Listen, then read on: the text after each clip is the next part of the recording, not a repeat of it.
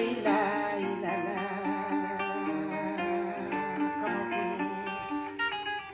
la ilaha illallah ye alumado sayadina obizoro sajona lefe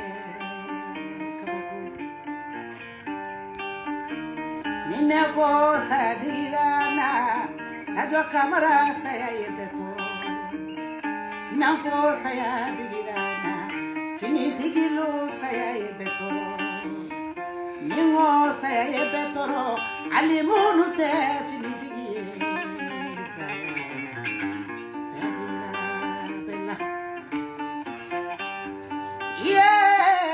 saya yo sajo kamara idade je fais be da fene c'est le digi baganya me kamara ko bali dume imika de maya kada afa ça c'est la boule photo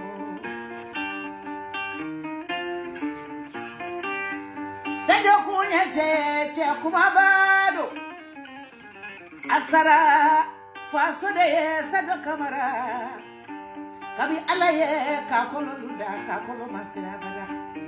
Sajo ida sayaye anteni na sajo ko abada Sajo sara domina demisani ni mogo koroba ni chokoroba du bedo ko dugu na de sajo kamara Sibika anita buka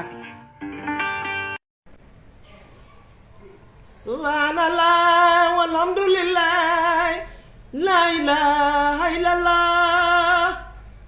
Manyala jikir di la ilaha illallah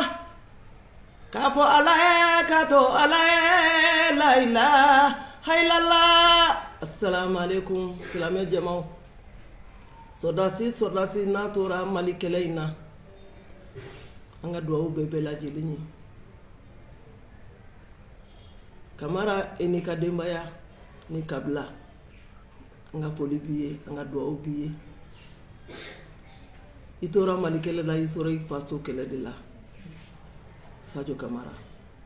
anga polibiye anga doa biye munu fena tora ambulo ambe doa ko fena yi asimu ini ka jama anga doa biye awi anya ko kalfa ala masami da kalfa tinya Bismillahirrahmanirrahim. Nikara ko baye. Alhamdulillah rabbil alamin. Wassalam. Ya mokale sayate dugubana chila. Mokale sayalu manola. Sajo Kamara makaya mekamara ila sayaye mumeke kanadu farade. Jaja sadia rasa bagalula Sajo Kamara ambe dua uke makanya mekamara ye iya baraminke akera alanyana fanta fara lujigi aliyateme lujigi furumo saketa to lujigi ila saya Sajo Kamara ila kanadu go farade ye mokale sayate dugu banachila mokale sayelu manola makanya mekamara kadua uke